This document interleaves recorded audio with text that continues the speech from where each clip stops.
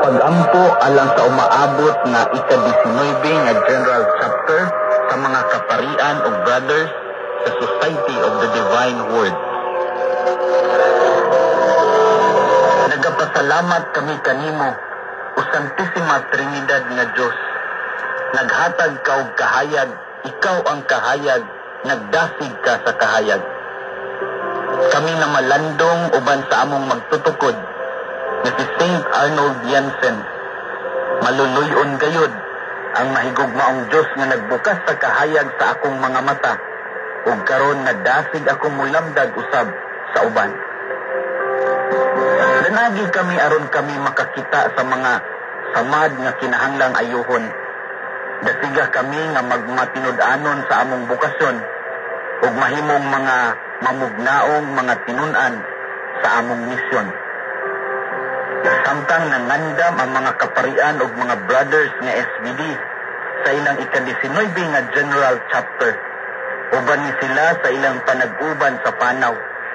Panalangini ang matag miyembro sa pamilyang Arnoldos. Bulahan nga Birhing Maria, inahan sa pulong sa Dios. Tabangi kami sa pagpalawom sa among pagsalig kang Hesus, nga imong anak, kinsa nagsugo kanato. Ang imong kahayag kinahanglang mudanag ngadto sa uban. Amen.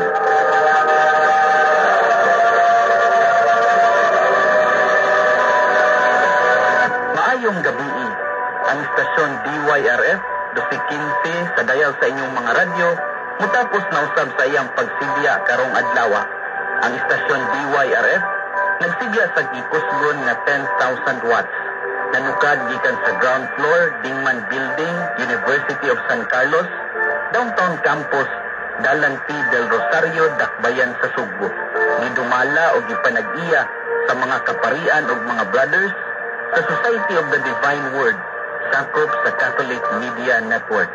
Ang transmitter sa istasyon DYRF nahimutang sa Ginabsan, Basak, San Nicolas, Dakbayan sa Sugbo o gitahasan kini sa pagsibya sa National Telecommunications Commission sa permit number BSB-00531-2022 sugod Nobyembre 28, 2022 hangtod sa Disyembre 31, 2024. Ang istasyon DYRF usa ka commercial nga sibyaanan apan gitahasan usab sa pagsangyaw sa Ebanghelyo ni Hesukristo isip kahimanan sa Catholic Bishops Conference of the Philippines.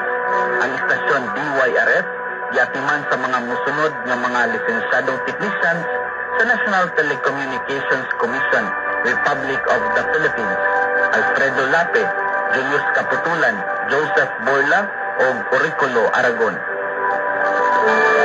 Kami kinasing-kasing nga nang hinaot sa usa ka mahinanukong pagpahulay uban ang grasya o panalangin sa labang makagagahom.